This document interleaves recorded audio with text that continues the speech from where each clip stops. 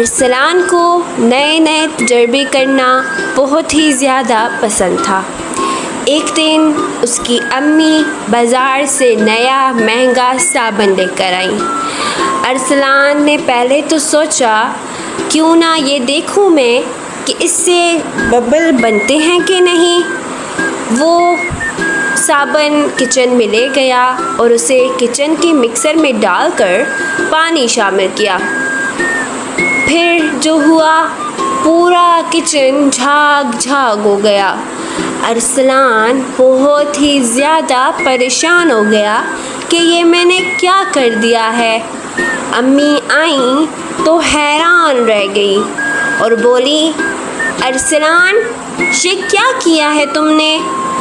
فاطمہ جو کہ ارسلان کی چھوٹی بہن تھی ہنستے ہوئے بولی، امی ارسلان کو سائنسدان بننے کا بہت ہی زیادہ شوق ہے۔ امی نے اسے پیار سے سمجھایا کہ سائنس ٹھیک ہے لیکن اجازت لینا بھی ضروری ہے۔ پیارے بچوں، اس کہانی سے ہمیں یہ سبق ملتا ہے کہ دوسروں کی چیزوں سے چھیڑ چھاڑ نہ کرو بلکہ پہلے اس سے پوچھ لو۔